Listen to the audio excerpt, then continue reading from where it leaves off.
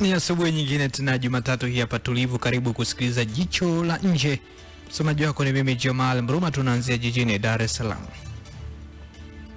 Serikali imehakikishia wakazi wa Sinza kuwa mpango uendelezaji upya wa eneo la Sinza wa mwaka 2026-2046 haulengi kuondoa wananchi katika maeneo yao, bali kuboresha matumizi ya ardhi, kuongeza thamani ya mali zao na kuimarisha maendeleo ya kiuchumi na kijamii katika eneo hilo.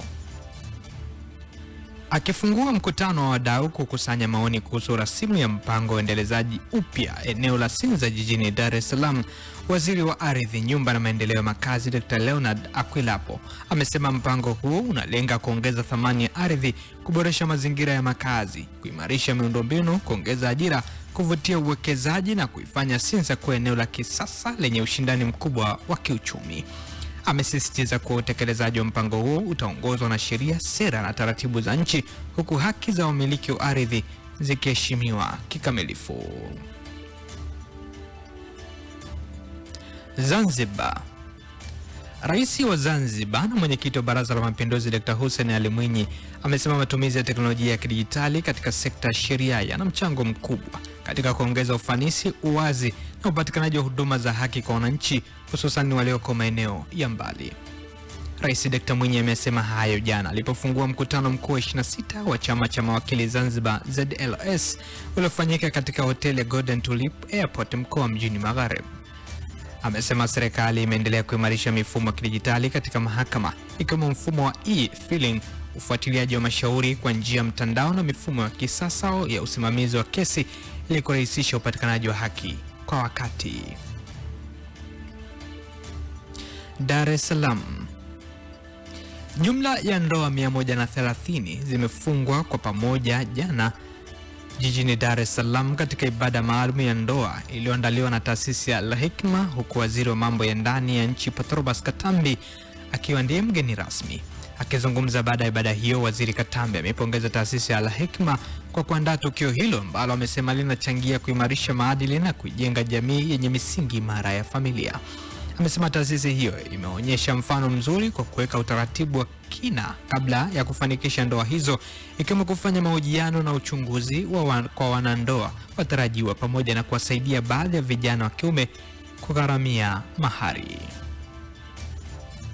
Unaendelea kusikiliza Jicho la Nje kutoka hapa Big City Breakfast, na hivi sasa ni habari za kimataifa. Mvutano kati ya Iran na Israel umeongezeka baada ya Iran kurusha makombora kuelekea Israel, ikieleza kuwa ni jibu la mashambulizi ya Israel katika vitongoji vya kusini mwa mji wa Beirut nchini Lebanon. Hilo ni shambulio la kwanza la moja kwa moja kutoka Iran dhidi ya Israel tangu makubaliano ya kusitisha mapigano ya mwezi April. Baada ya mashambulizi hayo, viongozi wa pande zote mbili wametoa kauli kali za tahadhari. Israel imeahidi kuongeza mashambulizi dhidi ya malengo yaliyohusishwa na Hezbollah nchini Lebanon, huku Irani ikionya kuwa itachukua hatua zaidi endapo mashambulizi dhidi ya Beirut yataendelea. Mashambulizi hayo yameibua hofu ya kuzuka tena kwa vita kubwa Mashariki ya Kati, wakati juhudi za kidiplomasia za kurejesha utulivu katika eneo hilo zikiendelea kufanyika. Jamhuri ya Kidemokrasia ya Kongo imesema idadi ya visa vya ugonjwa wa Ebola imepanda na kufikia 515 katika wakati misaada ya kimataifa inaongezeka ili kukabiliana na maradhi hayo hatari. Taarifa hizo zimetolewa baada ya watu wengine 27 kuthibitishwa kuwa wameambukizwa homa hiyo inayosababishwa na virusi. Idadi hiyo ya visa inajumuisha vifo vya watu 91 tangu mlipuko wa sasa ulipotangazwa katikati ya mwezi uliopita. Wakati huo Umoja wa Ulaya umesema umepeleka nchini Kongo tani 100 za misaada ya kiutu, ikiwemo dawa, mahema na vifaa vya kujikinga dhidi ya maambukizi. Marekani nayo imetangaza kutoa msaada wa nyongeza dola milioni 38 kusaidia juhudi za kupambana na ugonjwa huo. Na Rais Xi Jinping wa China anaelekea Korea Kaskazini leo Jumatatu kwa ziara ya siku 2 yenye lengo la kuimarisha zaidi mahusiano na taifa hilo jirani lenye silaha za nyuklia. Hiyo itakuwa ziara ya kwanza Xi nchini Korea Kaskazini katika kipindi cha miaka 7 iliyopita. Katika makala iliyoandaliwa na kiongozi huyo wa China na kuchapishwa leo hii, Xi amesema ni sera iliyoyumba ya utawala mjini Beijing kuimarisha mahusiano na Korea Kaskazini.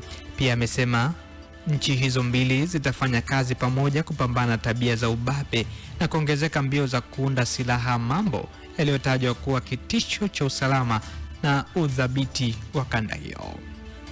Na huo ndo mwisho jicho la nje kutoka hapa Big City Breakfast, na hivi punde tu ni Sports Countdown.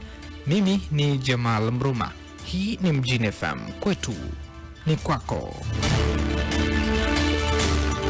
Jicho la nje. Burudani taradani.